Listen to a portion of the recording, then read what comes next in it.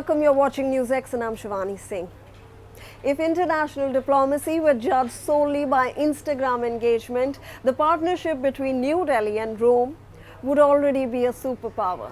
Prime Minister Narendra Modi has landed in Italy, making the grand finale of a very grueling five-nation tour that spanned from the Nordic frost of Norway to the deserts of the UAE. But it is here, in the eternal city of Rome, where the optics have truly stolen the spotlight. Shortly after landing, the Prime Minister was whisked away for a private dinner with his Italian counterpart, Giorgia Meloni.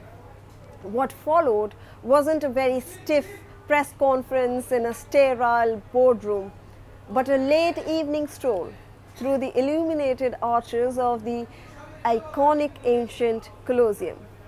Now the Melodi trend is back on your feeds, complete with friendly selfies and warm social media greetings. But beneath the charm offensive and the historic backdrops lie a very serious, hard-headed geopolitical agenda. And we'll tell you about that in this very specific segment. Let's separate the viral content from the real substance.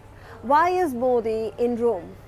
Because Italy is rapidly becoming India's primary anchor in southern Europe. The two leaders are in fact actively reviewing the Joint Strategic Action Plan 2025-2029. And this isn't just a vague statement of friendship. It's a very detailed 5-year roadmap. It covers defense, clean energy, and cyber security, all very important sectors for India. Then there is also the trade ledger.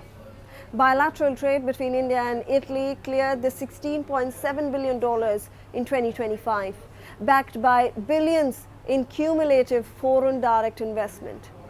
But the real elephant in the room, or rather the corridor on the map, is the IMEC, or the India, Middle East, Europe Economic Corridor. With West Asia currently volatile, Prime Minister Narendra Modi and Meloni are looking at how to fast-track this mega infrastructure project, linking Indian ports to Europe via Haifa and Italian terminals. For Rome, decoupling from China's Belt and Road Initiative was step one.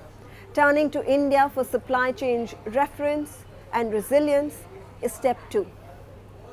Now, let's move on to some other things. True to form, the visit wasn't just about policy, it was also about cultural diplomacy. Prime Minister Narendra Modi met with a highly enthusiastic Indian diaspora in Rome. And amid the traditional musical compositions and greetings, a fascinating domestic development came to light. The Italian Parliament has officially recognized the Sanatan Dharma Sangh as the official religion in Italy. Now, for a traditionally Catholic European nation, this is a massive legislative nod to the growing influence of the Indian community. Prime Minister Narendra Modi also took time to appreciate Italian artists inspired by Varanasi, weaving a narrative of civilizational connection. It is a classic statecraft, using shared history and cultural respect to smooth over complexities of defense deals and economic treaties. Also, let's now look at the bigger picture. So what is the key takeaway here? Is it just an expertise in high-profile branding? Far from it. In modern geopolitics, optics are a force multiplier. When Giorgia Meloni posts, "Welcome to Rome, my friend," she isn't just being polite. She is signaling to the rest of the European Union that Italy handles its Asian partnership on its own terms. And for India, securing an assertive, aligned voice in Rome gives New Delhi significant leverage in Brussels. As the two leaders sit down for formal bilateral talks with also the Italian president and also visit the Food and Agricultural Organization, the message is clear. The relationship has evolved past, old diplomatic baggage, from the ruins of the Roman Empire to the future of global trade corridors. India and Italy are trying to in fact script a very modern alignment. The selfies might capture your attention, but it's the strategic actions that will reshape the map. That's it on this segment, but do stay tuned for more news and updates.